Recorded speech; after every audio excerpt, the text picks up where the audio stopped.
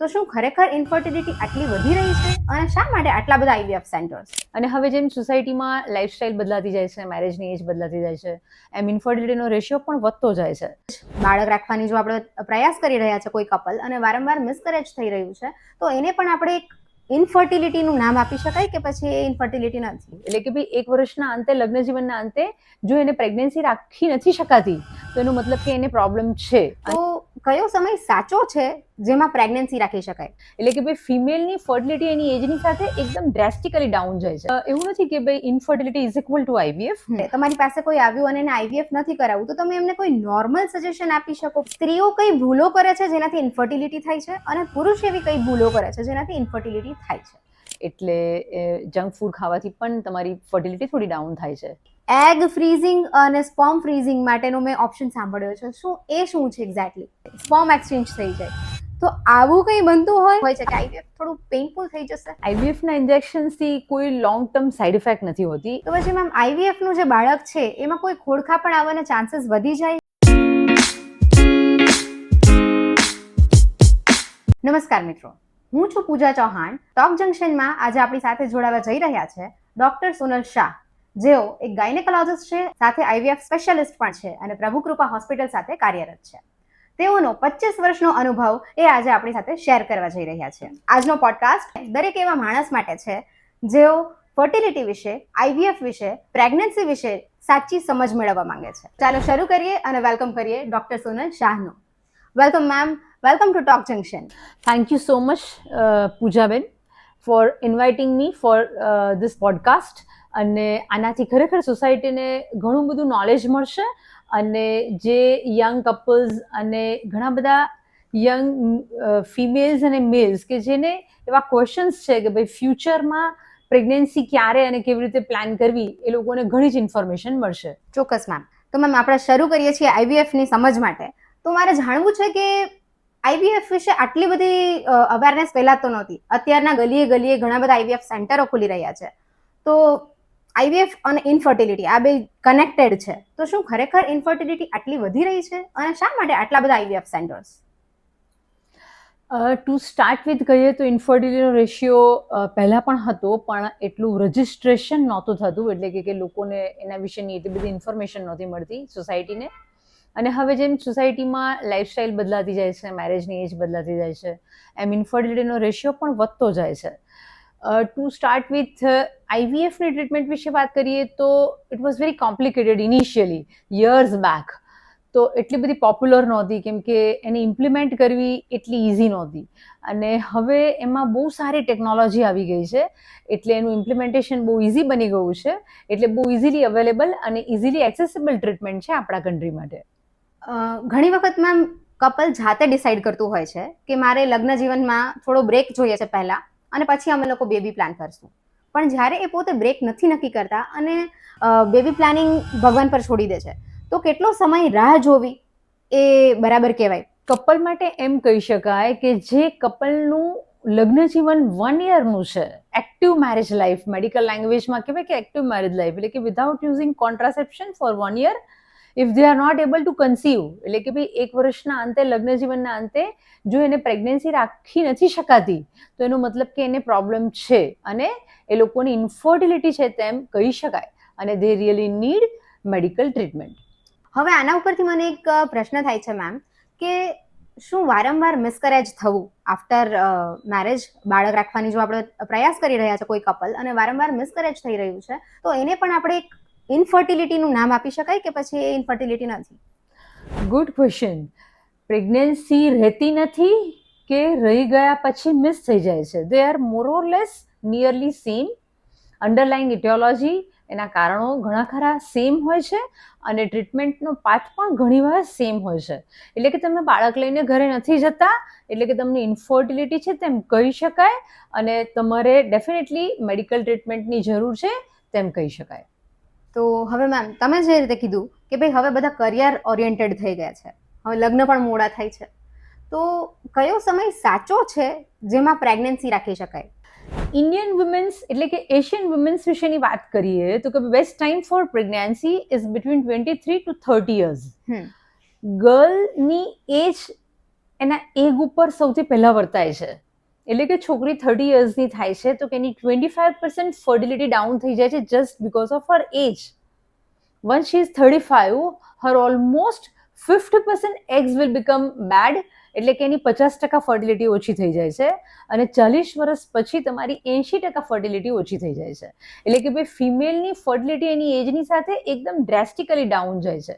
એટલે કે એક્ઝામ્પલ તરીકે કહું તો કે દરેક ફિમેલને વર્ષમાં 12 એગ્સ રિલીઝ થાય છે.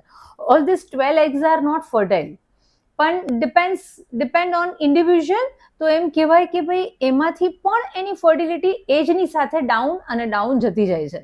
So best time for pregnancy is between 23 to 30.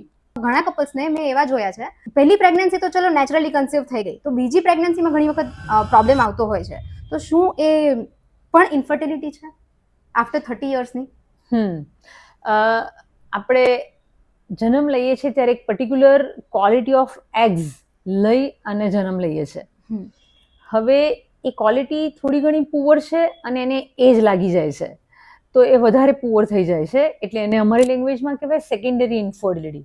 કે ભાઈ પહેલી પ્રેગ્નન્સી એકદમ નેચરલ થઈ ગઈ, પણ that time that girl was young અને હવે થોડાક જ વર્ષ પછી એને સેકન્ડ પ્રેગ્નન્સી પ્લાન કરવી છે તો કે એમાં એને ડિફિકલ્ટી થઈ શકે છે. તો that is cold secondary infertility.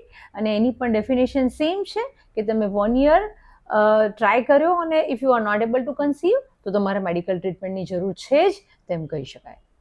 Okay, તો ધેટ મીન્સ કે અગર કોઈ સેકન્ડ પ્રેગ્નન્સી માટે વિચારી રહ્યું છે અને એમનાથી પોસિબલ નથી થઈ રહ્યું નેચરલી, તો એમને પણ આઈવીએફ લેવાની જરૂર પડે ખરી? હા, એટલે આઈવીએફના ક્રાઇટેરિયા એવું નથી કે ભાઈ infertility is equal two IVF.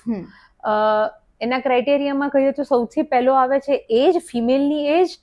જો ફિમેલ એકદમ યંગ છે તો કે એને લાંબો સમયનો ટ્રાયલ આપી શકાય, દવાઓનો, ઇન્જેક્શન્સનો, આઈયુઆઈનો, ફેલોપિયન ટ્યુબ ચેક કરાવવાનું, કોઈક વાર લેપ્રોસ્કોપીનો, આ બધાથી ટ્રાયલ આપી શકાય છે. તો કે સેકન્ડ ઇઝ એનું કયું રીઝન છે, કયા રીઝનથી she is not able to conceive, એ પછીથી ટ્રીટમેન્ટનો પ્લાન નક્કી કરવામાં આવતો હોય છે. પણ સેકન્ડ ચાઇલ્ડ કન્સીવ કરવામાં તકલીફ પડે છે તો પણ તમે આવી રીતે સ્ટેપ વાઇઝ ટ્રીટમેન્ટ લઈ શકો છો અને બધા સ્ટેપમાં તમને પ્રેગ્નન્સી નથી રહેતી તો તમે સેકન્ડ ચાઇલ્ડ માટે પણ આઈવીએફ પ્લાન કરી શકો છો. હવે તમે જે ટર્મિનોલોજીની વાત કરી રહ્યા છો અત્યારે તમે ઘણા બધા એવા શબ્દો બોલ્યા, જેમ કે એગ્સ બોલ્યા, કે પછી ઘણાને તો ખબર પણ નહીં હોય કે ફિમેલ બોડીમાં એગ્સ રિલીઝ થાય છે, એ આજે કદાચ ખબર પડશે ઘણાને. પછી એમ્બ્રિયો વિશે વાત કરી તમે અને આઈવીએફની થોડી પ્રોસેસ કીધી કે પછી આઈયુઆઈનું તમે મેન્શન કર્યું.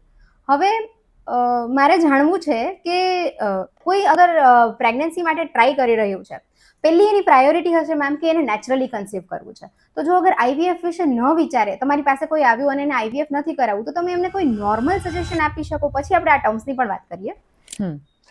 લાઈક કપલ એવું જ કહે છે, હવે ડે બાય ડે એવા લોકો વધતા જાય છે. That is called pre conception counselling. They have not yet tried at all અને પહેલાં જ પોતાના ચેકઅપ માટે આવે છે.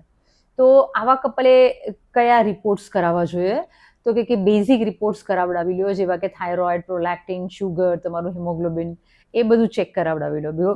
જો એમાં કંઈ ખરાબી છે તો કોઈ વાર બાળકમાં માલફોર્મેશન આવવાના ચાન્સીસ વધતા હોય છે.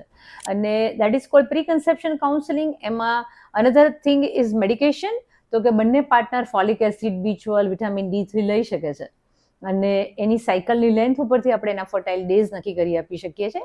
વી advise them for the lifestyle અને એની અકોર્ડિંગ ટુ ધેર એજ આપણે એને કહી શકીએ કે તમે 2 મહિના, 3 મહિના કે 4 મહિના તમારી રીતે ખાલી ફક્ત આવી લાઇફસ્ટાઇલ ચેન્જ કરીને, આ ફર્ટાઇલ વિન્ડો ફોલો કરીને અને વિટામિન્સની દવા લઈ અને તમે પ્રેગ્નન્સી પ્લાન કરો. જો એમાં જ પ્રેગ્નન્સી રહી જાય છે તો એ લોકોને કોઈ મેડિકેશનની જરૂર નથી. અચ્છા, ઓકે. કે શું આ ઇન્ફર્ટિલિટી જ્યારે ઊભી થાય છે, કે આપણે વાત કરીએ કપલ કન્સીવ નથી કરી શકતું, તો ત્યારે શું ફિમેલનો પાર્ટ વધારે ભારમાં હોય છે કે એના લીધે પ્રેગ્નન્સી નથી રહેતી, કે પછી બંને ઇક્વલી જવાબદાર છે? મેલ અને ફિમેલ બંને જવાબદાર છે તેમ કહી શકાય. Infertility is not a problem or not the disease of a individual. Infertility is consider as a disease of couple. Male partner પણ એના માટે જવાબદાર છે, પણ પ્રેગ્નન્સી ફિમેલના બોડીમાં રહેવાની છે એટલે ફિમેલનો પોર્શન ઇન્ફર્ટિલિટી માટે થોડોક વધારે જવાબદાર છે. લાઈક 1/3 કહીએ કે મેલ જવાબદાર છે તો કે 2/3 ફિમેલ જવાબદાર છે, એમ આપણે કહી શકીએ છીએ. તો બંને ઇક્વલ નથી, પણ as the pregnancy is going to be there in the female's body, એટલે એ થોડાક વધારે રિસ્પોન્સિબલ છે તેમ કહી શકાય. બરાબર. અને છતાં ક્યારેક એવું બી બને કે ભાઈ એ ફિમેલ જવાબદાર નથી હોતી જે કેસીસમાં, ત્યારે અગર જો સમાજ એના પર એવો દબાવ લઈ આવે કે તમે તમારા લીધે બાળક નથી રહી રહ્યું, ત્યારે કોઈ પર્સન હચમચી જાય. બરાબર. તો હવે આ કેસમાં જ્યારે કપલ તમારી પાસે આવે અને એમ કહે કે ભાઈ અમને બાળક રાખવામાં તમે મદદ કરો, તો ત્યારે તમે બંને માટે શું સલાહ આપો કે ભાઈ સ્ત્રી અને પુરુષ બંનેના એવા કયા લક્ષણો તમે જુઓ કે જે તમને બદલાવાની જરૂર લાગતી હોય? એક તમે મને લાઈફસ્ટાઈલ કીધું કે ભાઈ લાઈફસ્ટાઈલ ચેન્જીસથી ઘણો બધો ફેર પડી શકે, તો સ્ત્રીઓ કઈ ભૂલો કરે છે જેનાથી ઇન્ફર્ટિલિટી થાય છે, અને પુરુષ એવી કઈ ભૂલો કરે છે જેનાથી ઇન્ફર્ટિલિટી થાય છે? ધ કોમન ફેક્ટર્સ આપણે જોઈએ તો કે સ્ટ્રેસ અને રેગ્યુલર લાઈફસ્ટાઈલ નથી, કે ભાઈ જાગવાનું મોડે સુધી, લેટ ઉઠવાનું, ફૂડ ઇન્ટેક એ લોકોનું જંક ફૂડ વધી ગયો છે. તો જો બંને પાર્ટનર, બંનેનું જેનેટિક મટીરિયલ યુઝ થવાનું છે પ્રેગ્નન્સી રાખવા માટે, સ્પર્મ અને ઓવમ, તો ઓક્સિડેટિવ સ્ટ્રેસના કારણે સ્પર્મ અને ઓવમ બંનેનું ડેમેજ થાય છે, અને એટલે એની ક્વોલિટી બગડી જાય છે, એટલે એનું પ્રેગ્નન્સીમાં કન્વર્ઝન નથી થતું. તો કે લાઈફસ્ટાઈલ ચેન્જીસ એટલે કે ગુડ સ્લીપ, અને બાયોલોજિકલ ક્લોક પ્રમાણેની સારી ફિઝિયોલોજિકલ વેની સ્લીપ, ગુડ ફૂડ હેબિટ્સ કે જેમાં તમારે they should consume more and more antioxidant diet which is lot of salads and fruits and nuts like that, અને જંક ફૂડ ઓછો રહેવો જોઈએ, અને little bit of exercise, meditation. Basically જે hormones, main hormones છે જે બ્રેઇનમાંથી રિલીઝ થાય છે, which will act on the ovary, અને એનાથી તમારા ઓવમની ક્વોલિટી નક્કી થતી હોય છે. એટલે lifestyle plays very important role. ઘણીવાર અમે જોતા હોય કે કપલને ઇન્ફર્ટિલિટી હોય અને they will have a lot of treatment, પહેલું બેબી એને આઈવીએફથી થાય, પછી બીજું એને પહેલું બેબી 1 યરનું થાય પહેલાં કન્સીવ થઈ જાય. તો કે stress has that important role, કે ભાઈ એનું એક નેગેટિવ કેમિકલ્સ જેના બોડીમાં રિલીઝ થયા કરે છે, કે એકવાર પ્રેગ્નન્સી રહી ગયા પછી the many times they will come for third and fourth time they will come for termination of pregnancy. So it is very important કે તમારે સ્ટ્રેસમાંથી બહાર આવવું. બરાબર. તો મેમ તમે વાત કરી કે પૂરતી ઊંઘ લેવાથી, થોડો ઘણો ખોરાક ચેન્જ કરવાથી, અને બાયોલોજિકલ સાયકલની સાથે આપણે જો અગર કામ કરીએ તો ફર્ટિલિટીને આપણે એક્ટિવેટ કરી શકાય ફિમેલમાં. અને હા, હજી એક વસ્તુ, બહારનું અત્યારે બહુ ખવાય છે, એનાથી કેટલી અસર થાય? બેઝિકલી બહારના ફૂડમાં કેલરી ઇન્ટેક વધારે હોય છે, એનાથી તમારી મેટાબોલિઝમ બદલાઈ જશે, અને મેટાબોલિઝમ બદલાઈ જશે એનાથી તમારા એગ અને સ્પર્મ બંનેની ક્વોલિટી થોડીક ખરાબ થતી હોય છે. એટલે જંક ફૂડ ખાવાથી પણ તમારી ફર્ટિલિટી થોડી ડાઉન થાય છે. ઓકે. તો હવે આ આપણે પાર્ટ એમ વાત કરીએ કે ભાઈ સ્ત્રીઓ માટે આપણે અગર જો બેઝિકલી વાત કરી, કે પછી બંને માટે લાગુ પડે આ પોઈન્ટ તો મને, પણ પુરુષ માટે, એક મેલ માટે ઇન્ફર્ટિલિટી જે છે એ કેવી રીતે એક્ટિવેટ પોતાના બોડીમાં એકચ્યુઅલી થઈ જાય છે? કે નાનપણથી તો સ્વસ્થ આપણે હોઈએ, પણ પછી અચાનક બોડીમાં એવા શું ફેરફાર આવે, કે પછી પહેલેથી પણ હોઈ શકે? આ બંનેનું મને અંતર બી કહેજો તમે, પણ મેલ ઇન્ફર્ટિલિટીના કારણો શું છે અને એ કેવી રીતે રોકી શકાય? મેલ ઇન્ફર્ટિલિટી તમે જેમ કહ્યું એમ બે ટાઈપની છે, કે કોઈ વાર જન્મથી જ એમનામાં સ્પર્મ પ્રોડક્શન ઓછું થતું હોય, જે સિમેન એનાલિસિસ કરાવીએ એમાં આપણને ખ્યાલ આવી જતો હોય છે, અને ફર્ધર ઇન્વેસ્ટિગેશન કરીએ એના ઉપરથી આપણને સમજાય કે એમને પહેલેથી જ આ પ્રોબ્લેમ છે કે નહીં. અને બીજું કે એમને મેલને કોઈ ઇન્ફેક્શન લાગી ગયું છે, ટેસ્ટિસમાં ઇન્ફેક્શન લાગી ગયું હોય, એના કારણે પણ કોઈક વાર સ્પર્મ પ્રોડક્શન ઓછું થઈ જાય તેવું બની શકે છે. અને લાસ્ટ ઇઝ ઓબેસિટી. ઘણીવાર ઓબેસિટીના કારણે એમનામાં ઘણા બધા હોર્મોનલ ચેન્જીસ થાય, અને જેનાથી પણ સ્પર્મ પ્રોડક્શન ઓછું થાય. And one more is smoking. સ્મોકિંગના કારણે પણ એમનાથી સ્પર્મ કાઉન્ટ ઓછો થાય છે. અને the last is their occupation. માનો કે સ્ક્રોટલ એરિયાના હીટ વધારે છે, કે ફોર એક્ઝામ્પલ કોઈ એવા કામ કરે છે, ફોર એક્ઝામ્પલ બસ ડ્રાઈવર, કે ભાઈ લાંબા રૂટની બસો ચલાવ્યા કરે છે, તો એને લોકલ એરિયામાં ટેમ્પરેચર વધી જાય છે, અને એનાથી પણ એનું સ્પર્મ પ્રોડક્શન ઘટી જાય છે તેમ કહી શકાય. સો these are the few examples કે જે મેલ ઇન્ફર્ટિલિટી કરી શકે છે. ઓકે. તો અગર જો ટ્રક ડ્રાઈવરની મેમ તમે વાત કરી, તો શું અત્યારના લોકો બેઠાડું જીવન તો જીવે જ છે, તો એ પણ કંઈ અસર કરી શકે? હા, એટલે તમારી લેક ઓફ એક્સરસાઇઝના લીધે થઈને પણ ઓબેસિટી વધતી જાય છે અને એનાથી પણ સ્પર્મ પ્રોડક્શન ઓછું થાય તેમ કહી શકાય. લેટ્સ સે both the way, those who are doing extreme gymming એમાં પણ થોડો પ્રોબ્લેમ થઈ શકે છે, અને જે લોકો એકદમ જ ઓબીઝ છે એ લોકોમાં પણ સ્પર્મ પ્રોડક્શન ઓછું થાય. તો મેમ, જ્યારે કોઈ કપલ તમારી પાસે આવે અને એ એમ કહે છે કે ભાઈ મને પ્રેગ્નન્સીમાં તકલીફ છે, તો સીધું જ એને આઈવીએફ સજેસ્ટ કરવામાં આવે છે કે કંઈ બીજા પણ ઓપ્શન્સ આપણી પાસે હોય ખરા? ઇન્ફર્ટિલિટીની ટ્રીટમેન્ટને કહેવાય સ્ટેપ અપ્રોચ. તો ડિપેન્ડ્સ ઓન ધ પેશન્ટ, એની ઉંમર કેટલી છે, એના ફર્સ્ટ લાઇન ઇન્વેસ્ટિગેશન્સના રિપોર્ટ કેવા છે, તો એના ઉપરથી એને ટ્રીટમેન્ટનો પ્રોટોકોલ શરૂ કરવામાં આવે. માનો કે કપલ ઇઝ યંગ, એ લોકોના બેઝિક ઇન્વેસ્ટિગેશનના રિપોર્ટ્સ નોર્મલ છે, તો કે એને સ્ટેપ 1ની ટ્રીટમેન્ટ આપવામાં આવે. એટલે સ્ટેપ 1માં ખાલીથી ફક્ત એમને મોઢેથી ખાવાની ગોળી જ આપવામાં આવે. સ્ટેપ 2 ગોળી આપી અને એમની સોનોગ્રાફી કરાવવામાં આવે કે એ ગોળી લેવાથી એમનામાં સ્ત્રીબીજ બને છે કે નથી બનતા. એમાં નથી થતું તો કે સ્ટેપ 3 તરીકે એનું ઇવેલ્યુએશન ફર્ધર કરવામાં આવે કે ભાઈ એમને ફેલોપિયન ટ્યુબ્સ ચેક કરવામાં આવે કે ભાઈ બ્લોક નથી ને. એ પછીથી જોવાનું કે એને ઓવ્યુલેશન થાય છે તો કે 2-3 સાયકલ્સ એ સ્ટેપ પર જ એને ફરી રિપીટ ટ્રીટમેન્ટ આપવામાં આવે.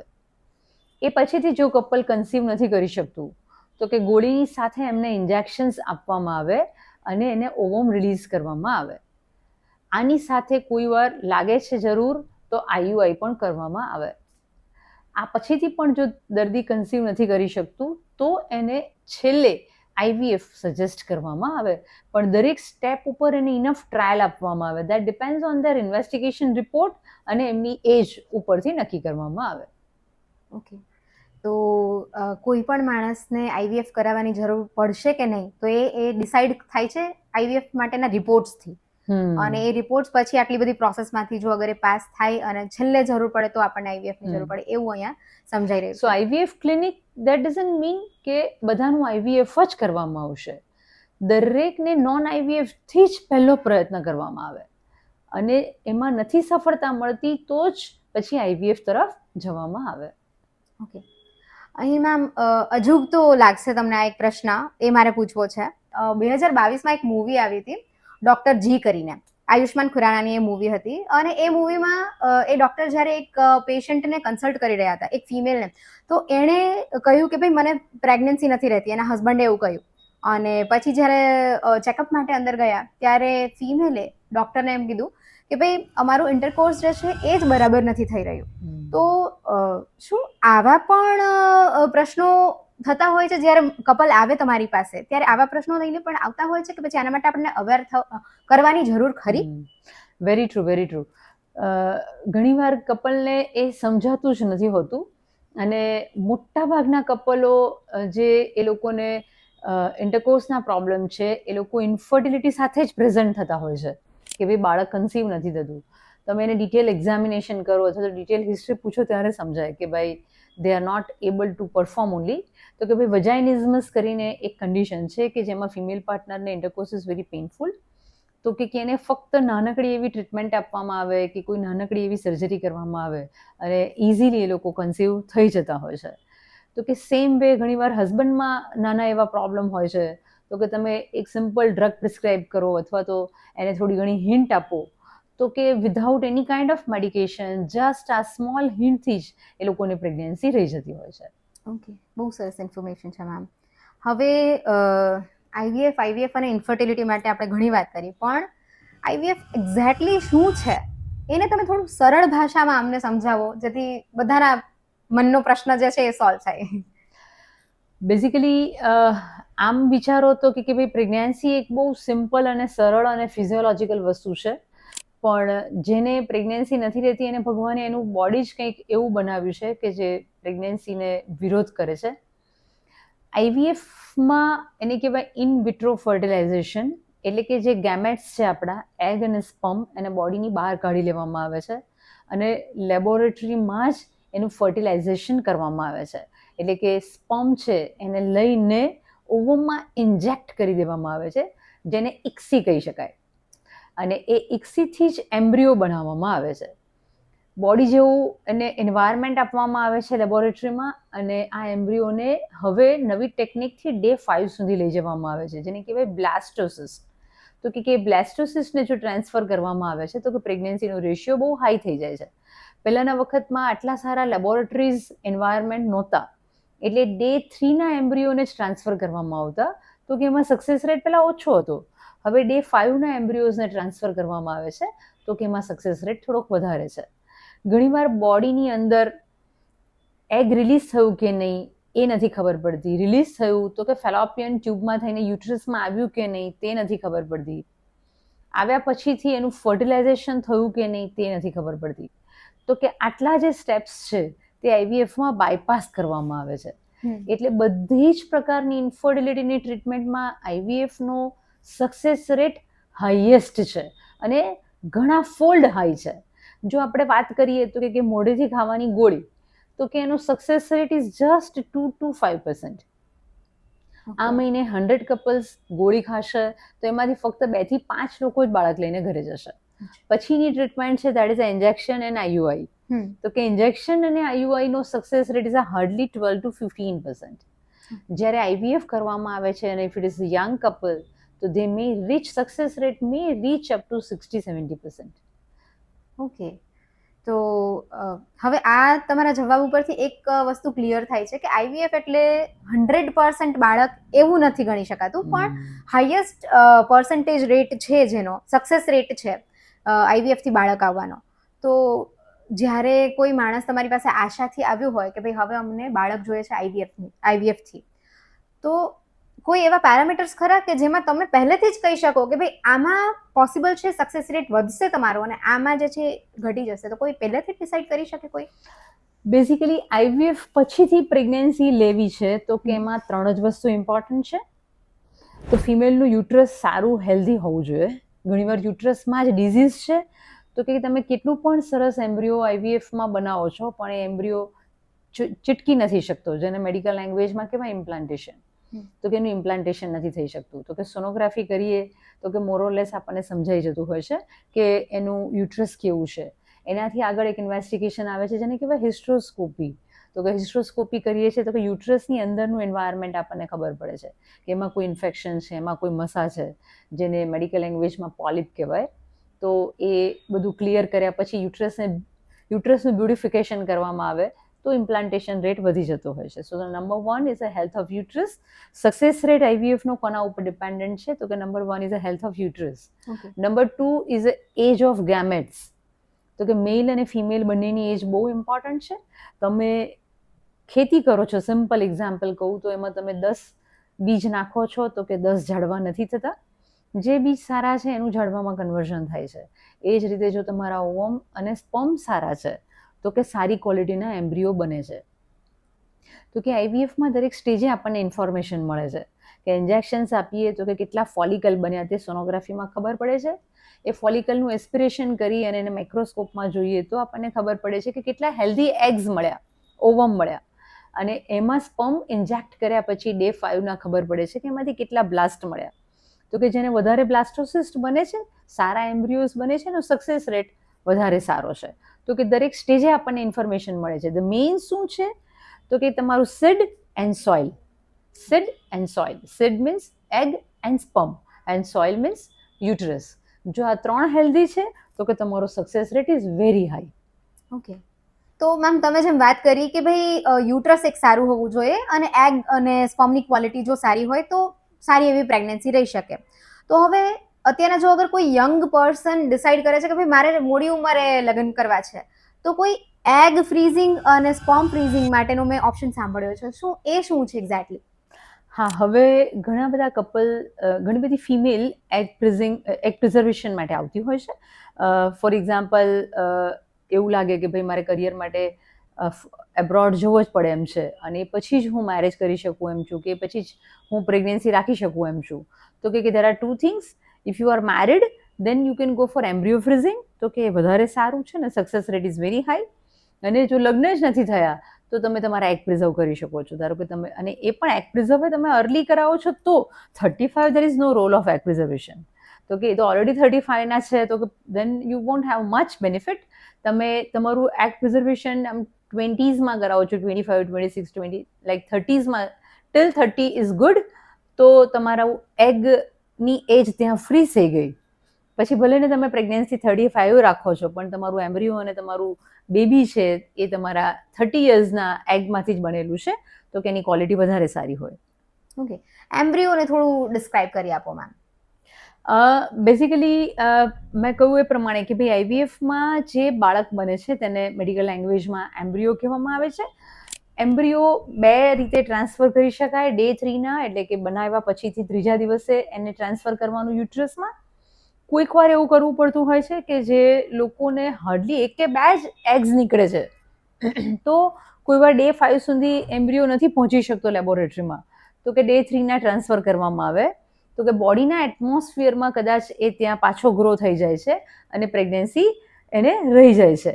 તો કે જે લોકો મોડી ઉંમરે આઈવીએફ કરાવતા હોય છે, જે લોકોનો એએમએચ બહુ ઓછો છે, ઓવેરિયન રિઝર્વ બહુ ઓછો છે, બહુ ઓછા એગ્સ મળે છે આઈવીએફમાં, તો એવા કેસમાં ડે 3 ટ્રાન્સફર કરવામાં આવે છે. અધરવાઇઝ મોટાભાગના લોકોમાં ડે 5ના એમ્બ્રિયોને ટ્રાન્સફર કરવામાં આવે છે.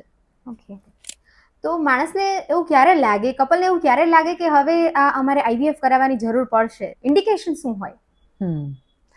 આઈવીએફના ઇન્ડિકેશન વિશેની વાત કરીએ તો જો કોઈ કપલને બંને ફેલોપિયન ટ્યુબ્સ બ્લોક જ છે, તો કે એનું ઓવમ યુટ્રસમાં આવી જ નથી શકવાનું, then they has to go for IVF. જે લોકોને પોલિસિસ્ટિક ઓવરી છે અને સિમ્પલ ઓરલ ઓવ્યુલોજન ટ્રાય કરી ચૂક્યા છે, ઇન્જેક્ટેબલ ટ્રાય કરી ચૂક્યા છે, AMH is very high, more than 5, 6, then they are a good indication for IVF. તો કે એ લોકોને એમને બહુ જ વાર લાગે, હાર્ડલી એ લોકોને ઓવ્યુલેશન થતા હોય, એ લોકોની સાયકલ 45 ડેઝ 50 ડેઝની હોય, તો કે એવા લોકોને વર્ષમાં ઓવ્યુલેશન જ હાર્ડલી 4-5 થતા હોય છે. તો એ લોકોમાં આઈવીએફનો success rate is very very very high. એ પણ એની એજને જ ડિપેન્ડન્ટ છે. Those PCOS who get done their IVF in younger age, they will has a good positive success rate. એ જ પ્રમાણે એએમએચ, જે લોકો એએમએચ એટલે શું, તો કે તમારામાં પ્રેગ્નન્સી રહી શકે તેવા સ્ત્રીબીજનો સ્ટોક કેટલો છે. ઓકે, તો કે એનો સ્ટોક બતાવે છે. જો એ ઓછો છે, એમ કહી શકાય કે if it is less than 1.5, then they are candidate for IVF. એવું ના કહી શકે ભાઈ આજે પહેલે 1.5 આવે then you need to go for IVF. 1.5 is a warning કે નાઉ યુ નીડ ટ્રીટમેન્ટ. તો કે એ ઇનફ ટ્રાયલ ઓરલ ઓવ્યુલોજનથી લઈ ચૂક્યા છે અને પછીથી પણ નથી થતું, તો વધારે ટાઈમ ના બગાડવો જોઈએ, નહીં તો કોઈ વાર આઈએમએચ વધારે ને વધારે ઘટી જતું હોય છે.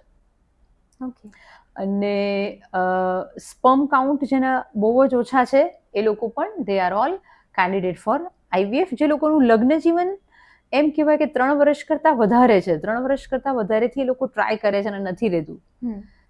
ધ લાસ્ટ ઇન્ડિકેશન કે જે લોકો 1 year સારવાર લઈ ચૂક્યા છે અને નથી રહેતું. ઘણીવાર અમે every day I think minimum we are getting 10 files, 10 patients જે એવા છે કે 10 વર્ષથી આંટા મારે છે. એ લોકો પાસે 10 ડોક્ટર્સની ફાઇલો પડી છે. 10 ફાઇલોમાં એણે એક જ ગોળી ખાધી છે, કેમ કે બીજી ગોળી છે જ નહીં પૃથ્વી ઉપર. એક જ ગોળી છે એનું ઓવ્યુલેશન કરવા, ક્લોમિફેન સાઇટ્રેટ એન્ડ લેટ્રાઝોલ. આ 2 ડ્રગ્સ છે. લેટ્રાઝોલ કોમનલી યુઝડ છે અત્યારે. તો કેમ કહેવાય કે કપલ 3-4 સાયકલ આ ગોળી ખાય છે અને જો એને પ્રેગ્નન્સી રહેવાની છે તો કે રહી જાય છે. એ પછીથી ગોળી એના પર્સન્ટેજ પ્રેગ્નન્સી રહેવાના વધારી નથી શકતી. એ પછી દે નીડ ટુ અન્ડરસ્ટેન્ડ કે ભાઈ હવે મને સ્પોન્ટેનિયસ પ્રેગ્નન્સી રહેવાના ચાન્સીસ પણ થોડાક છે 0.1% અને ગોળીથી પણ 0.1%. હવે એણે જો એના પર્સન્ટેજ વધારવા છે તો કે એડવાન્સ ટ્રીટમેન્ટ માટે જ જવું પડે. એટલે કે જે કપલ 1 year ટ્રીટમેન્ટ લઈ ચૂક્યા છે અને પ્રેગ્નન્સી નથી રહેતી, then they are also indication for IVF. Okay ma'am, તમે કહ્યું કે ભાઈ જે પ્રોસેસ કુદરતી રીતે થાય છે એ આપણે બહાર કરવા જઈ રહ્યા છે, તો એમાં એવું ક્યારેય થાય? હવે આમાં હું એક ફની તમને દાખલો આપીશ. ગુડ ન્યૂઝ કરીને એક મૂવી આવી હતી મેમ, તમને યાદ હોય તો, કરીના કપૂર અને અક્ષય કુમારની હતી. અને એ મૂવીમાં એવું દેખાડ્યું હતું કે બહાર પ્રોસેસ થાય આઈવીએફની અને એના ફાધર એક્સચેન્જ થઈ જાય, સ્પર્મ એક્સચેન્જ થઈ જાય. તો આવું કંઈ બનતું હોય, આમાં ડર થોડો ન લાગે? આઈવીએફ સેન્ટર્સ બહુ જ સ્ટ્રિક્ટ પ્રોટોકોલ્સથી કામ કરતા હોય, એટલે એવા ગેમેટ્સ ક્યારેય ચેન્જ ના થાય. તો કે એટલી બધી સિસ્ટમેટિક અને double and triple cross check system હોય તો કે એવું ક્યારેય પોસિબલ જ ના થાય કે ગેમેટ્સ ચેન્જ થાય, કેમ કે એ તો લોની દ્રષ્ટિએ પણ બહુ એક મોટી જવાબદારી છે. એટલે દરેક સેન્ટરમાં પાસે બહુ જ સારી ક્રોસ ચેક કરવાની એક સિસ્ટમ હોય તો કે પેશન્ટે નિશ્ચિંત રહેવું જોઈએ, એવું ક્યારેય પોસિબલ ના થાય. અને આપણા કન્ટ્રીમાં પણ આના લોઝ આર વેરી સ્ટ્રિક્ટ, એટલે એવું ક્યારેય બનતું જ નથી. તો પણ ઇન્ફર્ટિલિટી પુરુષમાં છે તો એ સમયે તમારે શું કરવું પડે? આનું કઈ ડોનર, અમે વિકી ડોનરની વાત કરશું હવે કે બહારથી કોઈ આપણે ડોનરને અંદર ઇન્ક્લુડ કરતા હોઈએ છીએ આ પ્રોસેસમાં કે કેવી રીતે હોય? હમણાં જ લાઈક 2023માં આપણી ઇન્ડિયન ગવર્મેન્ટે બહુ જ લો સ્ટ્રિક્ટ કરી દીધા છે અને બહુ વ્યવસ્થિત કરી દીધા છે લોઝને. તો કે એના પ્રમાણે હવે ઇન્ડિયામાં આવા સ્પર્મ બેંક્સ આવી ગયા. So you need to go through the bank. તો કે કપલ બેંકને વિઝિટ કરે છે, બેંક એ લોકોનો ઇન્ટરવ્યૂ લે છે, એ લોકોનો મેચિંગ શોધે છે, they will take there multiple consent અને ત્યાંથી એના માટે ડોનરને ફાઇન્ડ કરવામાં આવે છે. એ ગવર્મેન્ટના લો પ્રમાણે ડોનરને ઇન્વેસ્ટિગેટ કરવામાં આવે છે કે ડોનરને કોઈ ડિઝીઝ નથી અને એ પછી જ ડોનરનું સેમ્પલ રિલીઝ કરવામાં આવે છે. તો એ પણ ગુપ્ત રહેતું હોય છે કે ભાઈ કોનું સેમ્પલ છે અને કોને આપવામાં આવ્યું છે. ગવર્મેન્ટના લો પ્રમાણે એક સેમ્પલ એક જ વાર વાપરી શકાય, તો કે કોઈ એટલે વિકી ડોનર જેવું ના થાય કે ભાઈ એકવાર એણે સ્પર્મ આપી દીધા છે તો then you cannot use for the another person. બરાબર છે. તો પછી મેમ સ્ત્રી બીજમાં અગર જો નબળું સ્ત્રી બીજ છે એવું આપણને લાગે છે તો એ પણ શું બહારથી આપણે લેતા હોઈએ?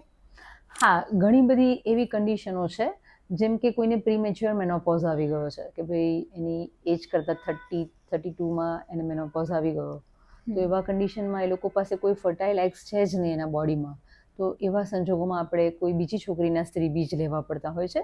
તો એના માટે પણ આપણા દેશમાં બહુ જ સારા કાયદા આવી ગયા છે, which are also very strict. તો એમાં પણ એ જ પ્રમાણે બેંક્સ આવી ગઈ, they need to consult a bank અને બેંક એનું મેચિંગ શોધે છે અને જે ડોનર છે એનો મેડિક્લેમ લેવામાં આવે છે કે એને પણ આ પ્રોસેસ દરમિયાન કોઈ તકલીફ ના થાય, એની નોટરી કરવામાં આવે છે અને એ પછીથી એ એગ્સને એ પર્ટિક્યુલર કપલ માટે વાપરવામાં આવતા હોય છે. એમાં પણ સેમ છે કે once they have done ovum donation એ લાઈફમાં એક જ વાર કરી શકે, એક વ્યક્તિ બીજી વાર ના કરી શકે. તો મેમ તમે બાળક રાખવાની અલગ અલગ જે ટ્રીટમેન્ટની વાત કરી એમાં આઈવીએફ સૌથી સારું સક્સેસ રેટ ધરાવતું એક ટ્રીટમેન્ટ છે, તો પણ આપણે સોસાયટીમાં આઈવીએફને હજી એટલી બધી માન્યતા કેમ નથી મળી કે પછી માણસો અચકાય છે કેમ આઈવીએફ કરાવતા? Very true. હજી લોકોને એમ જ છે કે ભાઈ આઈવીએફ મોટી ઉંમરે જ કરાવવું જોઈએ, ત્યાં સુધી રાહ જ જોવી જોઈએ. એકચ્યુઅલી ઇન્ફર્ટિલિટી ટ્રીટમેન્ટની ડેફિનેશન શું છે કે તમે ટ્રીટમેન્ટ શરૂ કરી એટલે at least at the end of 1 year તમારા યુટ્રસમાં એક હેલ્ધી બાળક હોવું જોઈએ, એનું નામ ટ્રીટમેન્ટ છે. કે તમે વર્ષોના વર્ષો ટ્રીટમેન્ટ કરાવો છો તો કે સમજો કે તમારી ટ્રીટમેન્ટ ક્યાંક ખોટા ટ્રેક ઉપર થઈ રહી છે, કે તમે પરફેક્ટ ટ્રેક ઉપર નથી. બાકી તો treatment is equal to at the end of the 1 year there should be good pregnancy, healthy pregnancy in your abdomen. એનું નામ ટ્રીટમેન્ટ. તો કે એના માટે કોઈ ડૉક્ટર પાસે કોઈ એવી જાદુની ટ્રીટમેન્ટ નથી, કોઈ ગોળી નથી. આ એક વિજ્ઞાન છે જે આખા વર્લ્ડમાં સેમ છે કે તમે ગમે ત્યાં જાઓ તો કે આ જ ગોળી છે, આ જ ઇન્જેક્શન છે, એ બધું લઈ ચૂક્યા, ઇનફ ટ્રાયલ લઈ ચૂક્યા, પ્રેગ્નન્સી નથી રહેતી, તો કે સમજો કે તમને મોટો પ્રોબ્લેમ છે, then you need to go for IVF. Okay. અને ઘણી વખત મને એમ લાગે છે કે આ રેઝિસ્ટન્સ માટે ફેમિલી જવાબદાર છે. આપણા ફેમિલીમાં કોઈને કોઈ તો એવું હોય જ કે ભાઈ કપલને એવી સલાહ દેતું હોય કે ભાઈ થોડો સમય જોઈ લો ને, તમે 3 વર્ષ વાટ જુઓ અને કાં તો પછી એમ કે ભાઈ આઈવીએફ કરાવાય, આઈવીએફ માટે થોડું નેગેટિવ પર્સપેક્ટિવ થઈ જાય. તો શું છે એ બધું? બેઝિકલી કેવું છે કે કપલને જેટલી બાળકની નીડ છે, કોઈ વાર ફેમિલી ઇન્વોલ્વમેન્ટ ઓછું હોય છે એ બાબતોમાં, અને કોઈ વાર કપલ જે આ સાયન્સ સમજી શકે છે તે ફેમિલી નથી સમજી શકતું. પણ ડેફિનેટલી આપણા દેશમાં હજી જોઈન્ટ ફેમિલી છે તો મોટા ભાગે આવા સેશન્સ રાખવામાં આવે જ્યાં કપલની સાથે એમના બંને સાઈડના ફેમિલીને ઇન્વાઇટ કરવામાં આવે, તો કે એ લોકોને જે આઈવીએફ માટેની ગેરમાન્યતાઓ છે દૂર થાય, નંબર 1. કે આમ ઘણીવાર એ લોકો પોતે પણ કંઈ વિચાર્યું જ ના હોય અને તે જસ્ટ સે નો, કે ડોન્ટ ગો ફોર ઇટ. કે એટલું બધું ડેપ્થમાં એમને ખબર ના હોય કે ભાઈ વોટ ઇઝ IVF, પણ બસ એને એમ થાય કે ભાઈ અમારા જમાનાનું નહોતું. જેમ આપણે આપણા બાળકોને કહીએ કે ભાઈ આઈપેડમાં ભણાતું હશે, તું નોટ્સ બનાવવા માંડ, અમે તો કેટલા ચોપડા લખતા હતા. તો આ ચેન્જિંગ ટ્રેન્ડ છે કે ભાઈ હવેના છોકરાઓ આઈપેડમાં બહુ સુંદર નોટ્સ બનાવે છે, જે આપણે લખીને 4 ચોપડી વાંચી અને એક નોટ બનાવતા એના કરતાં વધારે સારી નોટ બને છે. So this is a new technology. તો કે એવા સંજોગોમાં ખરેખર કપલનો સ્ટ્રેસ ઓછો થાય. ઘણીવાર કપલ ઘરે ઇન્ફોર્મ કર્યા વગર જ IVF કરાવવા આવે.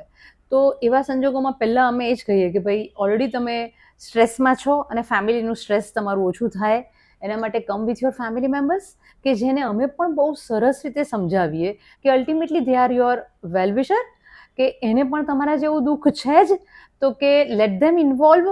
એને આખું સરસ સમજાવવામાં આવે કે ભાઈ IVFમાં કોઈ તકલીફ નહીં પડે, કોઈ લાંબી પ્રોસેસ નથી, કોઈ મોંઘી પ્રોસેસ નથી, અને કપલ આવું ને આવું હેલ્ધી રહેશે અને એવી કંઈ લાંબો સમય નથી લાગવાનો. It is a matter of 1 or 2 months.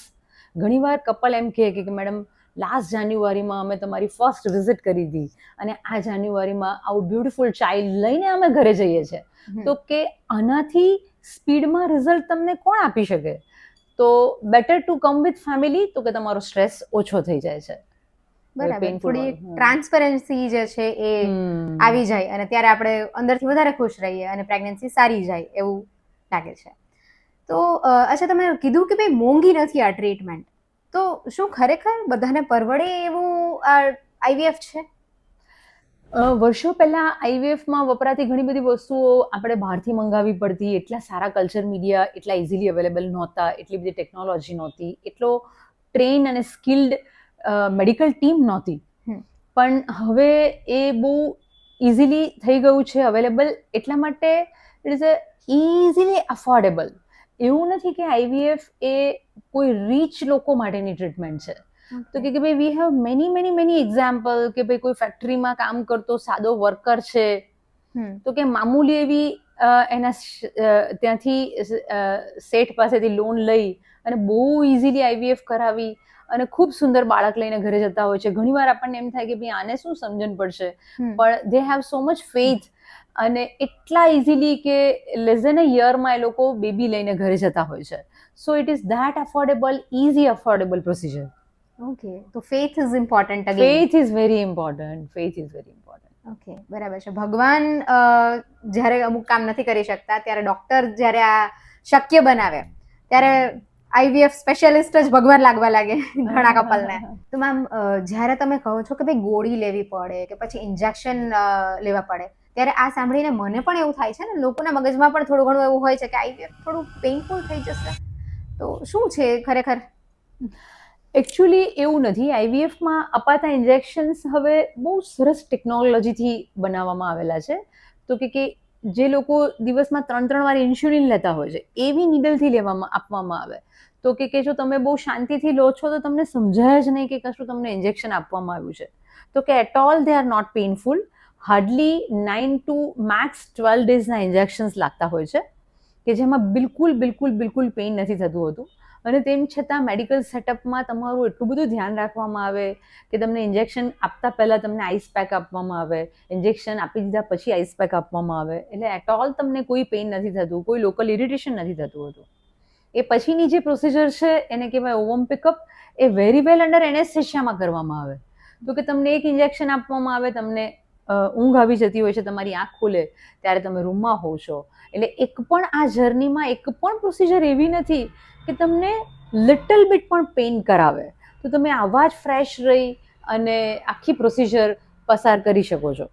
Okay, તો મેમ, જે લોકો આપણી સાથે પોતાના એક્સપિરિયન્સ શેર કરતા હોય છે, જે લોકોને IVFમાંથી પાસ થઈ ચૂક્યા છે, તો એ લોકો શું જૂની ટેકનોલોજીથી IVFની ટ્રીટમેન્ટમાંથી પાસ થયા હશે? કેમ કે એ લોકો પાસેથી અમે ખરેખર સાંભળ્યું છે કે ખૂબ પેઇનફુલ ટ્રીટમેન્ટ હતી, અને હવે શું અચાનક આ બધું ટેકનોલોજીના લીધે ચેન્જ થયું છે?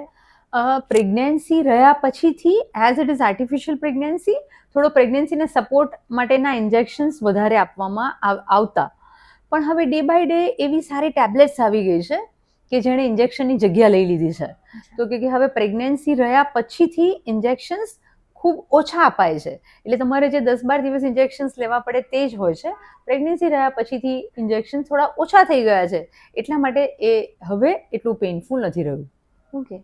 તો મેમ જ્યારે આપણે ઇન્જેક્શનની વાત કરીએ, દવાની વાત કરીએ, અને આપણે લોકો ઘણા એવા હોય, જેમ કે હું જ છું, હું દવાથી ખૂબ આગી ભાગું, એવી રીતે ઘણા બીજા પણ હશે, તો એ લોકોને મનમાં એમ હોય કે આનાથી કંઈ પોતાના બોડી પર કંઈ અસર થાય કે વ્યક્તિ પોતે શું આગળ જતાં બીમાર પડશે કે એના બાળક ઉપર કંઈ અસર થશે? આઈવીએફના ઇન્જેક્શન્સથી કોઈ લોંગ ટર્મ સાઇડ ઇફેક્ટ નથી હોતી. એવું નથી હોતું કે એનાથી ફ્યુચરમાં તમને બીજા કોઈ રોગ આવશે કે ભાઈ કેન્સર થશે કે એવું કંઈ જ નથી હોતું. આઈવીએફના ઇન્જેક્શનની અસર તમે જે મહિને ઇન્જેક્શન લીધા છે એ મહિના પૂરતી સીમિત રહેતી હોય છે, બોડીમાં કોઈ લોંગ લાસ્ટિંગ નથી હોતી. પણ આ ઇન્જેક્શન બહુ પ્યોર ફોર્મમાં બનાવવામાં આવે છે, એટલે એનું બનાવવાની પ્રોસેસ એટલું બધું સરસ રીતે એને બનાવવામાં આવે છે, એટલા માટે દે આર લિટલ કોસ્ટલી. તો ઘણીવાર પેશન્ટને એમ થાય કે ભાઈ આટલા મોંઘા ઇન્જેક્શન લીધા તો કે મારા બોડીમાં એને ગરમ પડશે અને ઠંડા પડશે. It is nothing like that. એનાથી કોઈ લાંબા ગાળાની સાઇડ ઇફેક્ટ થતી હોતી નથી. તમે આ વખત આઈવીએફથી બચ્ચું રાખ્યું છે તો કે તમારી ફ્યુચર લાઈફમાં ક્યાંય તમને કોઈ એના લીધે થઈને કોઈ પ્રોબ્લેમ આવતો હોતો નથી. તો પછી મેમ આઈવીએફનું જે બાળક છે એમાં કોઈ ખોડખા પણ આવવાના ચાન્સીસ વધી જાય કે પછી નેચરલ પ્રેગ્નન્સી જેવું જ એનું પણ રિઝલ્ટ હોય? તો કે આઈવીએફમાંથી રહેલા બાળકોનો ખોડખાપણનો રેશિયો એ નેચરલ પ્રેગ્નન્સીના જેટલો જ છે. નેચરલ હ્યુમન પ્રેગ્નન્સીમાં 5% માલફોર્મેશનનો રેશિયો છે. એટલે કે 100 લોકોને પ્રેગ્નન્સી છે તો એમાંથી 5 લોકોને બાળક ખોડખાપણવાળું હોય, પણ હવે કોઈના ઘરે જન્મ નથી લેતું, એ સોનોગ્રાફીમાં પકડાઈ જતું હોય છે. Same ratio with IVF. કે આઈવીએફ કરાયું છે તો કે એમાં પણ 5% રિસ્ક જ છે કે માલફોર્મ થાય. એ પણ તમારા ઘરે બર્થ નથી લેવાનું. There are lot many sonographies during your 9 months અને એમાં યુઝ્યુઅલી પકડાઈ જ જતું હોય. ઓકે, એટલે ખોડખાપણ એટલે એવું નથી કે ભાઈ આઈવીએફથી પ્રેગ્નન્સી રાખીશું તો કે આપણા ઘરે ખરાબ બાળક જન્મ લેશે, એવું નથી. રાધર આપણે વાત કરીએ ને તો કે આઈવીએફમાં તો આપણે ઘણા ડિઝીઝ એ લોકોને આવતા અટકાવી શકીએ. સિમ્પલ એક્ઝામ્પલ તમને આપું તો થેલેસીમિયા મેજર. તો ઘણા કપલ આવતા હોય અને 1-2 બાળકો થેલેસીમિયા મેજર જ આવ્યા કરે, બંને કપલ માઇનર છે તો કે આવા કેસમાં આઈવીએફ કરી અને એને એમ્બ્રિયો છે એની બાયોપ્સી કરાવી અને સાબિત કરીએ કે ભાઈ આને થેલેસીમિયા નથી અને એ એમ્બ્રિયો ટ્રાન્સફર કરીએ તો કે રાધર ખોડખાપણ થતી અટકાવી શકીએ છીએ. And that is extra benefit of IVF. વાહ મેમ, તો એને સુપર પાવર લઈને જન્મતું બાળક કહી શકાય આમાં. આઈવીએફ બાળક એટલે સ્પેશિયલ બાળક થઈ ગયું આ તો. ઓકે, તો મેમ આઈવીએફ જ્યારે આપણે કરવાનું વિચારીએ ત્યારે અગર જો કોઈ વર્કિંગ પર્સન છે કે પછી હોમ મેકર છે, એના મનમાં એમ આવે કે આઈવીએફ કરાવીશ પછી સંપૂર્ણ બેડ રેસ્ટ મારે કરવો પડશે, તો એવું જ હોય છે કે કન્ટિન્યુ કરી શકે કામ? એવું નથી હોતું. આઈવીએફની પ્રેગ્નન્સી પછીથી પણ માનો કે 9 months દરમિયાન તમારી હેલ્થ સારી છે તો તમે તમારી રૂટીન એક્ટિવિટી કરી શકો. રાધર એવું કંઈ છે જ નહીં કે ભાઈ આઈવીએફમાં તમારે વધારે આરામની જરૂર છે. રાધર અમે એવું સજેસ્ટ કરીએ કે ભાઈ તમે એમ્બ્રિયો મુકાવ્યા પછી સીધા તમારી ઓફિસ જઈ શકો છો. તમારે તમારા સાયકોલોજીકલ એના માટે થઈ અને 1 day રેસ્ટ લેવો છે તો કે લો, બાકી દેર ઇઝ નો નીડ. તો કે એક્સ્ટ્રા રેસ્ટ લેવાથી કોઈ તમારા આઈવીએફનું સક્સેસ રેટ વધી નથી જવાનું. તો કે બધી જ રૂટીન એક્ટિવિટી તમે ચાલુ રાખી શકો છો. પ્રેગ્નન્સી રહ્યા પછીથી પણ that depends on your health. કે પ્રેગ્નન્સી રહ્યા પછીથી માનો કે તમને કોઈ જ તકલીફ નથી તો કે તમે 3rd trimester લાસ્ટ સુધી તમે તમારું વર્ક કન્ટિન્યુ કરી શકો છો. અચ્છા, ખૂબ સરસ. નોર્મલ જેવી જ ફિલિંગ આવતી હશે આફ્ટર કન્સીવિંગ. નોર્મલ જેવી જ. જ્યારે આપણે આઈવીએફના બાળકો વિશે સાંભળીએ ને તો જનરલી મેં પણ જોયું છે અને બધા પણ કહેતા હોય છે કે ભાઈ ટ્વિન્સ આવે તો ઘણી વખત કોઈને ટ્વિન્સ જોતા પણ હોય ને ઘણી વખત ન પણ જોતા હોય, તો શું ટ્વિન્સ જ આવે? બેઝિકલી આઈવીએફની પ્રોસેસમાં એનો સક્સેસ રેટ વધારવા માટે 2 એમ્બ્રિયો ટ્રાન્સફર કરવામાં આવે, એટલા માટે ટ્વિન્સનું પ્રમાણ વધતું હોય છે.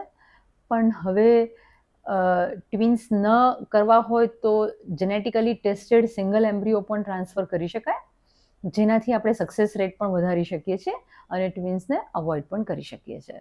So it is in our hand કે આપણે 2 બાળકો મૂકવા છે કે 1 બાળક મૂકવું છે.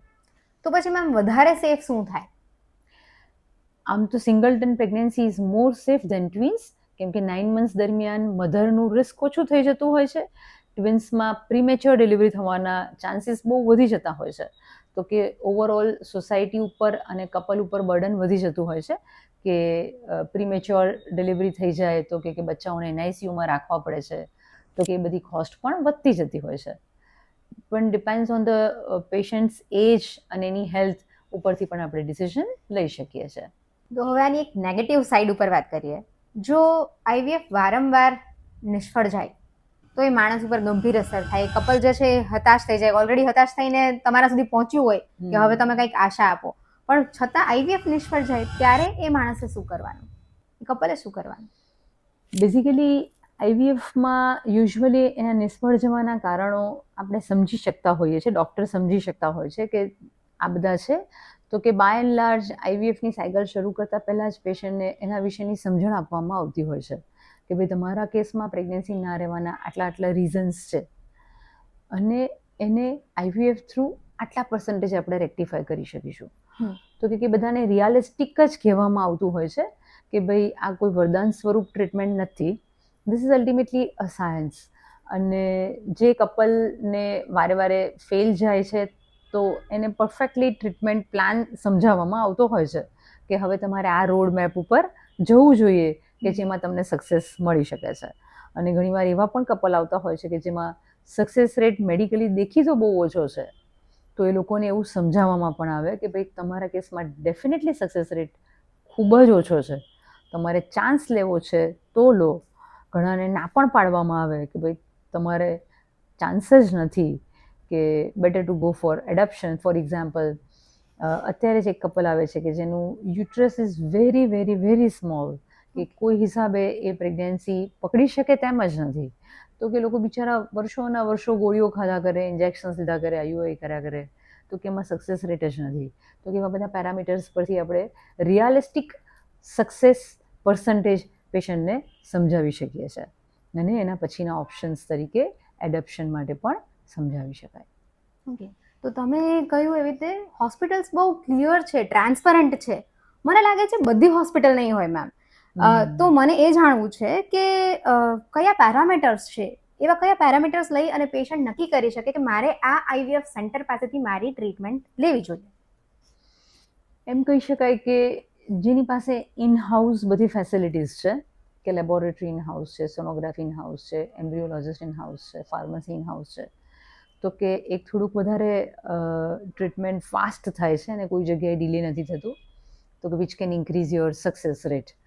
અને ટ્રાન્સપરન્સી પેશન્ટ પોતે પણ મેકઆઉટ કરી શકે છે, એ ડૉક્ટર પાસે આવીને પણ ટ્રાન્સપરન્સી મેકઆઉટ કરી શકતા હોય છે કે ભાઈ દરેક વસ્તુમાં એને દરેક સ્ટેપ પર એને સાબિતી આપવામાં આવે છે કે ભાઈ જો તારી સોનોગ્રાફી, તો કે ભાઈ સોનોગ્રાફીનું પિક્ચર આવું છે, પરફેક્ટ ઇન્ફોર્મેશન આપવામાં આવે કે ભાઈ અહીંયા તમારું પ્રોબ્લેમ છે અને આટલા પર્સન્ટેજ છે કે આપણે તમને આનો સોલ્વ કરી શકીશું.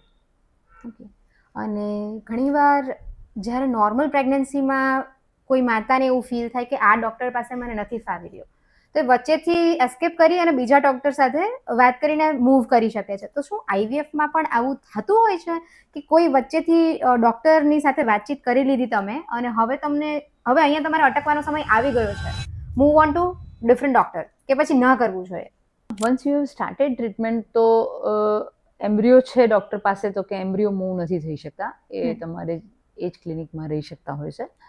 બાકી થઈ શકે પેશન્ટ મામૂલી ટ્રીટમેન્ટ કરાવતા હોય છે બિફોર આઈવીએફની, તો કે પેશન્ટ પોતે પણ ઘણીવાર જજ કરી લેતા હોય છે કે ભાઈ કયું સેન્ટર સારું, કયું સેન્ટર નથી સારું. પણ by and large all the centres which are doing IVF are good, એવું નથી હોતું. પણ એક છે કે કમ્યુનિકેશન દરેકનું ડિફરન્ટ રીતમાં થતું હોય છે. તો ડૉક્ટરનો attitude matters at that time ma'am, કે માણસને એકદમ કામ અને પોતાને સમજી શકે એવા ડૉક્ટર્સની જરૂર છે. મને લાગે છે તમે તો છો જ.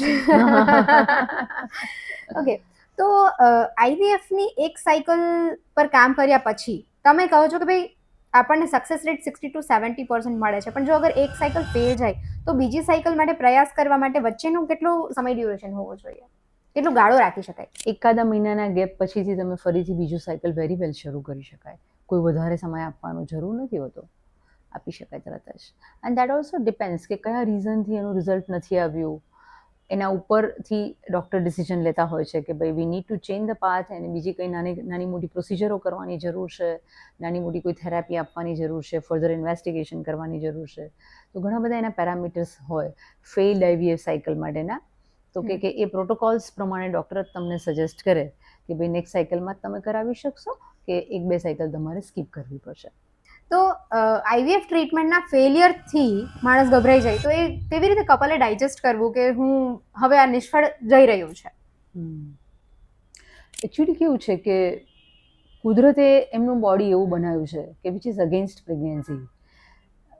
તો કે એ લોકોએ બસ એ જ મગજમાં રાખવાનું કે ભાઈ કુદરતને નથી દેવું અને આપણે લેવું છે, તો કે થોડી સ્ટ્રગલ તો કરવી પડે.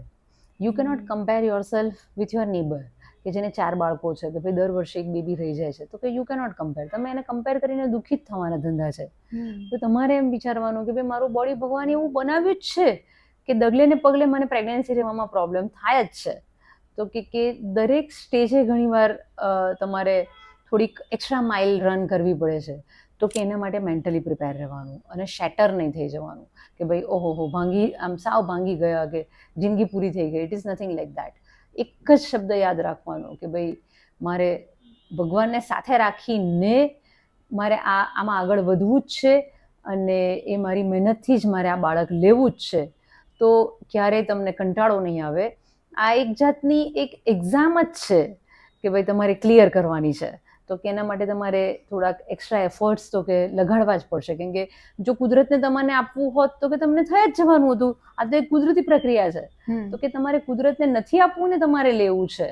તો કે હિંમત રાખવાની અને ભગવાનમાં ફેથ રાખવાનો અને એકબીજામાં ફેથ રાખવાનો. મેની ટાઈમ્સ કપલ એકબીજા માટે એ લોકોને બહુ રિલેશન્સ બગડી જતા હોય, સ્પેશિયલી ફિમેલ પાર્ટનર બહુ જ એન્શિયસ થઈ જાય અને એ લોકોના પર્સનલ રિલેશન બગડી જતા હોય, એવું પણ અમે day in and day out જોતા હોય. તો શરૂ ત્યાંથી કરવાનું કે ભાઈ વી આર ટીમ, આપણે તો બે છીએ જ અને એક એક્સ્ટ્રા વસ્તુ બે માટે લેવા જઈ રહ્યા છીએ. તો કે બંનેના રિલેશન્સ તો વધારે ને વધારે આ જર્નીમાં સ્ટ્રોંગ થવા જોઈએ રાધર દેન તૂટવા જોઈએ.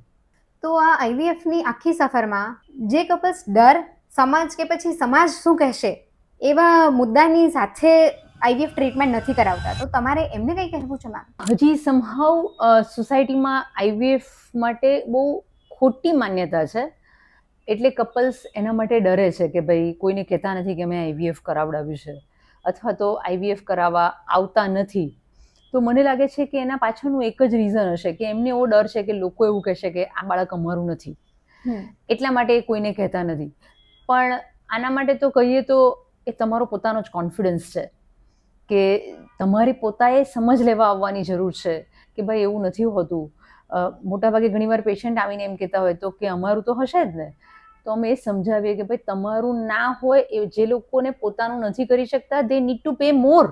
હવે કંઈ ઇઝીલી એવું નથી કે તમારે બીજાના તમે ઓવમ કે સ્પમ વાપરી શકો. એનાથી એક એક્સ્ટ્રા કોસ્ટ પેશન્ટને બેસે છે અને કોઈ સેન્ટર એવું નથી કે ટ્રાન્સપરન્સી સિવાય તમારી સાથે કામ કરશે. એટલે જે પણ તમને સમજાવવામાં આવ્યું છે તેવી જ રીતનું બાળક હશે અને બહુ કોન્ફિડન્ટલી માણસે કહેવું જોઈએ કે ભાઈ વી આર સ્માર્ટ અને અમે ટાઈમલી આઈવીએફથી અમારું બાળક સમયસર કર્યું છે. કે એની બાજુમાં રહેલું કપલ 40 વર્ષનું થઈ ગયું છે અને 20 વર્ષની મેરેજ લાઈફ પછીથી પણ સ્ટીલ દે આર સ્ટ્રગલિંગ અને આ સેન્ટરથી પેલા સેન્ટર ફરી રહ્યા છે. અને આ કપલે 3 yearsની મેરેજ લાઈફ પછીથી in their 30s only they are with IVF they have kid. તો કે દે આર સ્માર્ટ કપલ. તો કે અત્યારના જમાનામાં એક સિમ્પલ એક્ઝામ્પલ આપું તો કે તમે ચાલીને પણ મુંબઈ જઈ શકો છો અને પ્લેનમાં પણ બેસી શકો છો. તો it is something like that કે તમે ટેકનોલોજીનો ઉપયોગ કર્યો છે. ઇન્ફર્ટિલિટી એ કોઈ રોગ નથી કે જેના માટે તમને એમ કહેવામાં આવે કે ના તમારે આ કરાવવું જ પડશે, એવું નથી. It is your need. ઘણીવાર કપલ સાયકોલોજીકલી જોઈએ તો કે એટલું બધું ભાંગી ગયેલું હોય છે કે કોઈ જગ્યાએ તે પ્રોગ્રેસ નથી કરી શકતું, કે હસબન્ડ વાઈફ બંને એના વર્ક પ્લેસ પર કોઈ પ્રમોશન નથી લઈ શકતા, કે નથી એ લોકોને ઘરમાં કંઈ આગળ વધી શકાતું. તો કે એની લાઈફ છે તે ઇન્ફર્ટિલિટી ઉપર અટકી ગયેલી છે. તો કે તમે જો ટાઈમસર ડિસિઝન લો છો તો કે ઉંમર નાની છે તો કે ઓછા એફર્ટ્સથી તમે સ્માર્ટલી સમયસર બાળક લઈને ઘરે જઈ શકો છો. અને ધ લાસ્ટ થિંગ ઇઝ કે એજ ગ્રુપ, ધારો કે તમે નાની એજમાં બચ્ચું લઈને ઘરે જાઓ છો તો કે સમાજ ઉપર એ બાળક બર્ડન નથી. જો જે કપલ મોર દેન 40ના છે તો કે ઘણીવાર એમ થાય કે એવા બાળક બિચારા પરણ્યા વગરના રહી જશે, મા બાપની એજ થઈ જાય છે, તો કે બાળકને કોણ ઇન્ટરેસ્ટ લેશે કે એને સેટ કરે. તો કે આપણા ઇન્ડિયન કલ્ચર પ્રમાણે તો કે ભાઈ બાળકને સેટ કરવું એ પણ આપણી ડ્યુટી છે.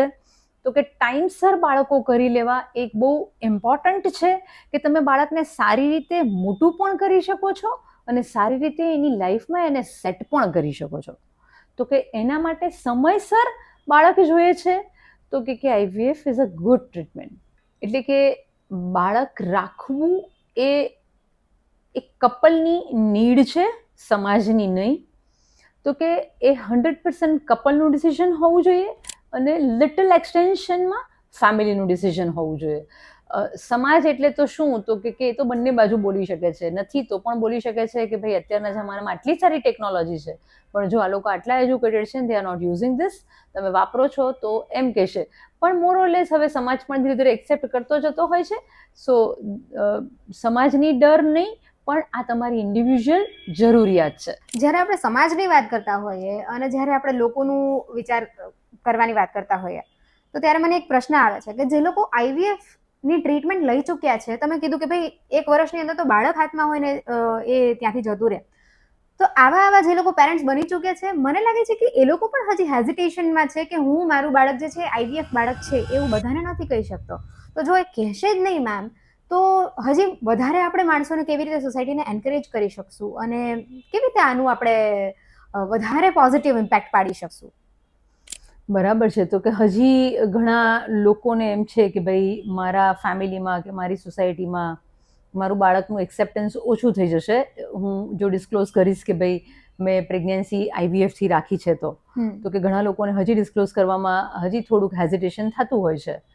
પણ હવે એ સ્લોલી સમાજમાં એનું એક્સેપ્ટન્સ આવતું જશે અને લોકોમાં અવેરનેસ આવી જશે કે ભાઈ આઈવીએફ એટલે તમારું પોતાનું જ બાળક છે. એ ડરના કારણે કદાચ લોકો હજી સોસાયટીમાં નથી કહેતા, એવું લાગે છે.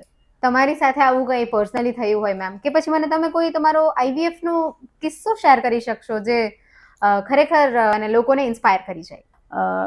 મને યાદ છે કે પેશન્ટ આવી રીતે ઇમરજન્સીમાં આવ્યું હતું અને એને ફેલોપિયન ટ્યુબમાં જ પ્રેગ્નન્સી રહી ગઈ હતી. એટલે ત્યારે તો અમે એની ઇમરજન્સી ટેકલ કરી અને પેશન્ટને રિવાઇવ કર્યું. પેશન્ટ શોકમાં આવ્યું હતું, તો એની સર્જરી કરી અને એને બ્લડ આપી અને પેશન્ટ રિવાઇવ કર્યું. પછી ત્યારે જ એનું એક્ઝામિનેશન કર્યું ત્યારે અમને લાગ્યું કે ભાઈ એને યુટ્રસમાં આખો સેપ્ટમ છે, એટલે કે એનું યુટ્રસ 2માં ડિવાઇડેડ છે.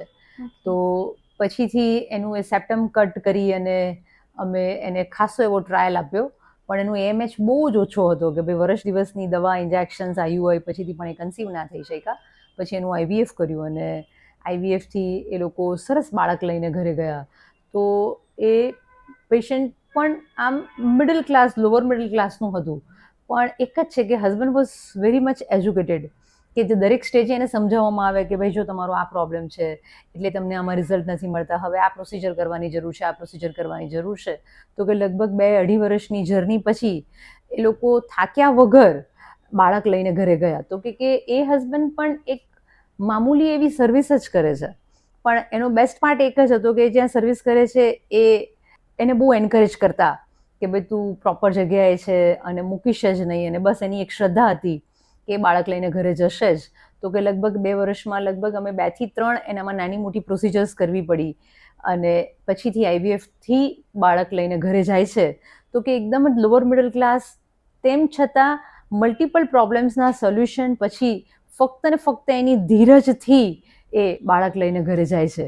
તો કે કહેવાનો એક જ મતલબ છે કે એમાં રીચ હોવું પણ જરૂરી નથી, એટલું બધું એજ્યુકેટેડ હોવું પણ જરૂરી નથી, અને ખાલી જરૂર શું છે તો કે ધીરજ, ધીરજ અને ધીરજની, અને એકબીજાના સાથની. બસ પરફેક્ટલી કે હસબન્ડ એટલો કોઓપરેટિવ હોય કે જે વાઈફને એટલો બધો સહકાર આપે અને વાઈફ પણ આ જર્નીમાં પોતાનું ટેમ્પરામેન્ટ ખોવે નહીં અને એકબીજાની સાથે આગળ વધે કે ભાઈ દરેક વિઝિટમાં એ લોકો નવા હોપ્સ લઈને આવતા હોય છે. અને સરસ, જો તમે ટ્રીટમેન્ટ ના મૂકો તો કે તમારા બાળક લઈને ઘરે જવાના ચાન્સીસ આર વેરી હાઈ. ખૂબ સરસ મેમ. તો આ પોડકાસ્ટનો અંત કરતા મેમ તમે જસ્ટ થોડી એવી એડવાઇસ જે લોકો પ્રેગ્નન્સી માટે પ્લાન કરી રહ્યા છે એવા કપલ્સને આપો કે તેઓ નેચરલી પણ કન્સીવ કરવામાં સક્સેસફુલ જાય, અથવા તો પછી આઈવીએફ વિશે વિચારવા માટે એમને કોઈ ચાન્સ મળે. કપલને ખાસ તો કે જેમ તમારું કરિયર ઇમ્પોર્ટન્ટ છે એમાં આને ઓબ્સ્ટેટિક કરિયર કહી શકાય, એ પણ એટલું જ ઇમ્પોર્ટન્ટ છે. તો કે જો તમારી એજ નાની છે તો કે એફર્ટલેસ પ્રેગ્નન્સી રહી જશે, એફર્ટલેસ 9 મંથ જશે અને બાળકો પણ એફર્ટલેસ મોટા થઈ જશે. જો તમારી એક પર્ટિક્યુલર એજ જતી રહેશે તો કે આ ત્રણેય વસ્તુમાં તમને ખાસી એવી મહેનત કરવી પડશે. નંબર 1 તો કે જ્યારે પણ તમે મેરિડ છો, તમને ઊંડે ઊંડે એમ છે કે તમને પ્રેગ્નન્સી રાખવી છે, તો કે એવું ના વિચારો કે આ પ્રમોશન લઈ લો, આ પ્રમોશન લઈ લો. બંનેને તમારે પેરેલલ અને ઇક્વલ વેઇટેજ આપવું જોઈએ, તો તમારી ઇઝી લાઈફ બનશે.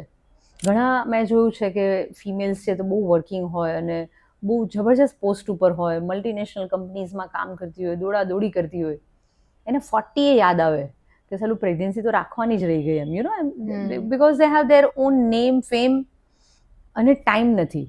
સન્ડે સિવાય યાદ નથી આવતું કે ભાઈ આપણને બાળક નથી, બીકોઝ આખો દિવસ તો તમે એટલા બધા બિઝી રહો છો. તો કે ભાઈ મેરેજ થાય છે ત્યારે જ એક સારું હેલ્ધી ડિસ્કશન કરવું જોઈએ. તો કે હવે એવા પણ કપલ્સ આવે છે કે ભાઈ મેરેજ પહેલાં આવું બધું કહેવા આવે કે મારા મેરેજ આ યરમાં છે, મારી એજ અત્યારે આ છે, આમાં અમારા વર્કિંગ ટાઈમ્સ છે અને પ્લેસીસ છે, તો કે અમે કેવી રીતે કરી શકીએ. તો કે ભાઈ મેરેજ પછીનું 1 યર છે, ફર્સ્ટ યર છે, એમાં તમે મોસ્ટ ફર્ટાઇલ છો, તો તમારી એજ વધી ગઈ છે અને તમને એમ છે કે તમારી બહુ કેમિસ્ટ્રી મેચ જ થાય છે, તો કે એજ વધી ગઈ છે, તો કે મેરેજ પછીથી અર્લી પ્રેગ્નન્સી પ્લાન કરવી એ વધારે સારું છે. તો આ જ એડવાઇસ આપણે જે કપલ્સના મેરેજ થઈ ગયા છે અને પ્રેગ્નન્સી રાખવા માટે પ્રયત્ન કરી રહ્યા છે એમને આપીશું. તો સોનલ મેમ, આજની આ ખૂબ મહત્વપૂર્ણ માહિતીને તમે તમારા સરળ અંદાજમાં, સરળ ભાષામાં અમને બધાને સમજાવ્યું, એના માટે તમારો ખૂબ ખૂબ ધન્યવાદ. Thank you. આજની આ ચર્ચાનો એક જ મેસેજ છે, ઇન્ફર્ટિલિટી એ શેમ નહીં, અવેરનેસનો વિષય છે. સાચી માહિતી, સમયસર ગાઈડન્સ અને એકબીજાનો સહારો આ જ સૌથી મોટી સ્ટ્રેન્થ છે. જો આ વાતચીત તમને મદદરૂપ લાગી હોય તો તેને શેર કરજો. કદાચ તમારું આ એક શેર કોઈ માટે હોપ બની શકે છે. થેન્ક યુ ફોર લિસનિંગ અને ફરી મળીએ નવી સમજ અને નવી આશા સાથે.